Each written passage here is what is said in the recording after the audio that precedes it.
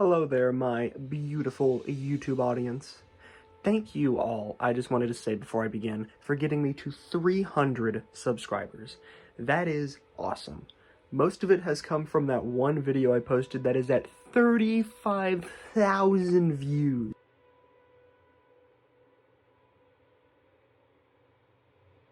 So very big thanks for that. However, I just had a thought, Have you been subscribed to me since day one, hoping that maybe one day I would finally branch out from things that lack vertebrae?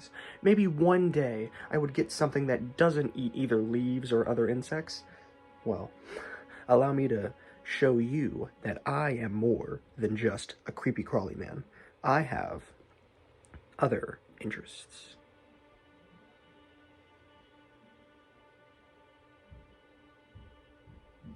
Let's get into it.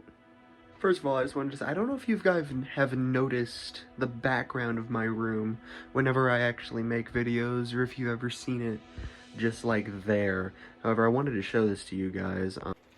Look at how tidy it is. I cleaned it all up. Look at that. All clean. All tidied up. Everything all nice.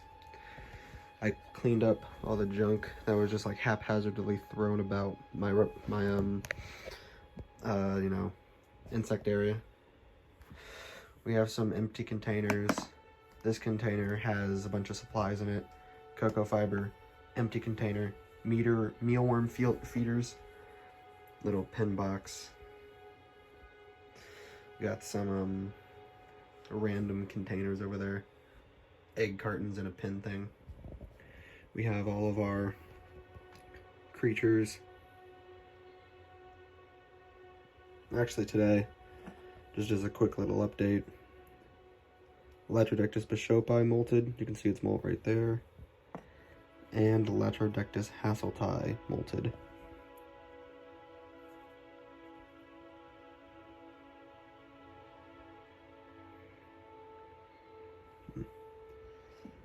They were all fed today. I don't think Hesperus molted, but still a nice thing. I think my Menavodi might be in pre-molt because it's not really eating anything. So, black widows don't really refuse food. But that's not what this video is about. The real treat is in there. So let's get to it. So here we are. It's a very simple setup right now, and that is because I still need to put in a hide, as well as I need to get feeders. I'm gonna go to a PetSmart this weekend so that I can get myself some feeders for not only this guy, but also my spiders. I'm out of crickets. I need a hide for him. I have a water dish, which is, fairly nice. But let's take this guy out and really look at him.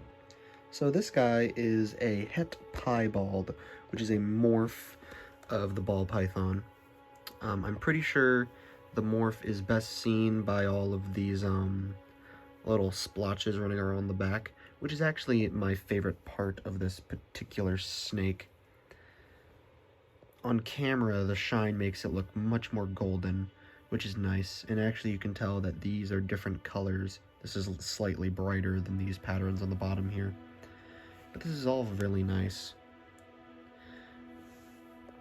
I've been wanting a ball python for a bit, mainly just because it's a non-venomous, easy snake that is quite thick-bodied. You can tell by the fact that it's, very thick, even though this is a baby. Ooh, there we go. That works, I guess. Rolly on the wrist. I haven't decided a name for him yet. I don't know. Leave comment suggestions. I'll do a poll with the best ones.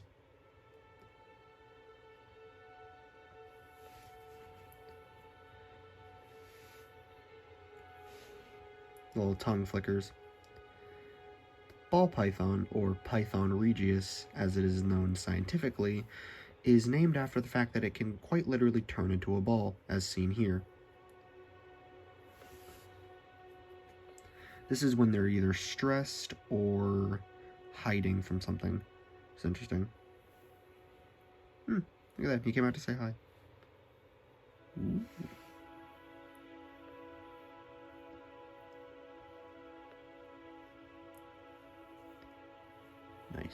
Ooh.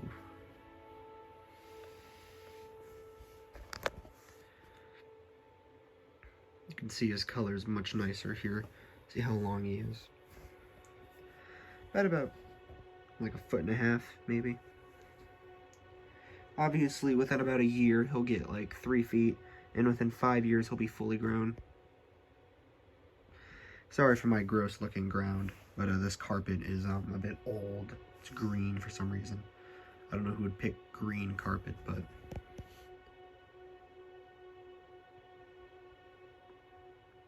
he'll be eating frozen thawed mice. I still need to get them from PetSmart. And of course, I'll be making sure to get feeders for my spiders as well, because they haven't eaten in a bit. I fed them my last dubia roaches about like a week ago, so.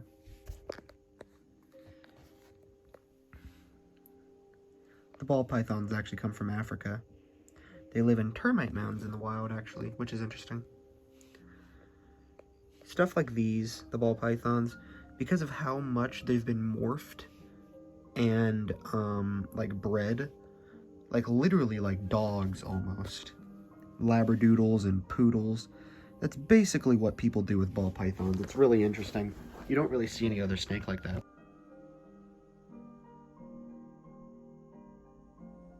Like on Morph Market, if you look at the listings, jungle python, green tree python, Burmese python, boa constrictor, whatever, if you look under the amount of listings there are, it's like, you know, 300, 200 listings. Ball pythons, 44,000. All right, that is a lot of people who really want to sell a little tiny snake. Ooh, he did not like that.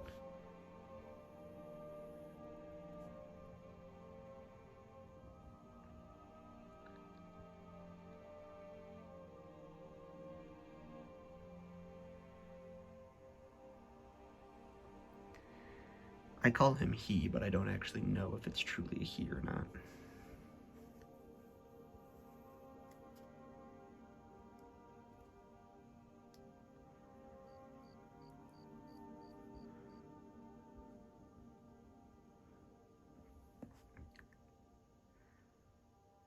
But you can see just how thick-bodied it is. Normal snakes are generally not very thick-bodied, and I don't personally find many snakes interesting because of that. There are certain body and head shapes that I like in snakes. A lot of them are locked behind venomous snakes, which sucks.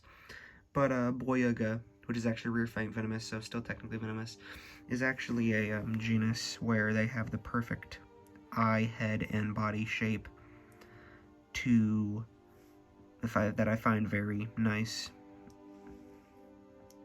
But ball pythons are still very cool. I got him very cheap, because I just filtered, since there's 44,000, I just filtered by cheapest, and I found quite a few listings for ball pythons that were not very expensive. I think he was 30. The shipping costed more than the snake itself.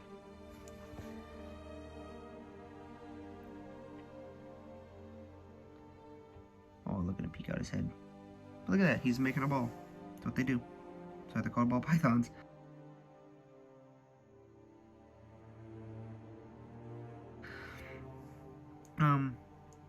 Their care is very simple. They're a very simple beginner species, which is very nice. I didn't pick it necessarily because it's a beginner species.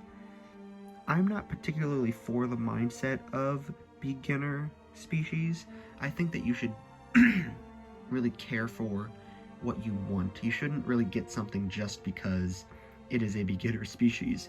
That's not really fair to the animal that you're getting. I think that if you truly want something, just do the research on it and learn so that you can get that species without having to get something just because it's a beginner species.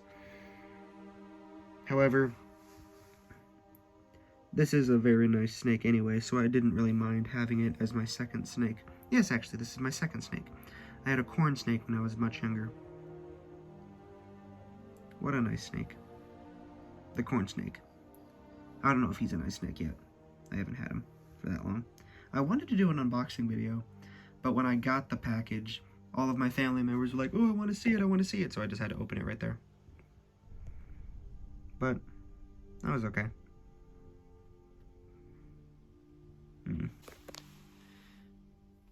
You can see how big it is comparatively to my hand right here. It's just a really cool snake. I've always wanted snakes. I've always liked them. I've just never had them, really. Reptiles. I've had a few lizards in the past. I think I've had 2 geckos, leopard geckos. They were cool.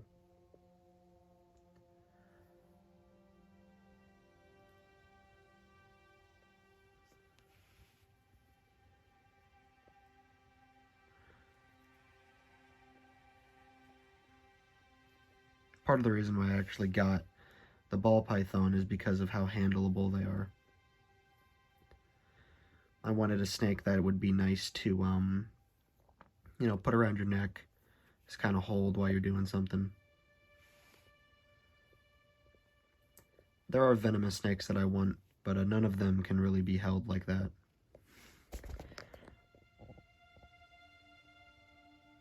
But this guy, he's nice.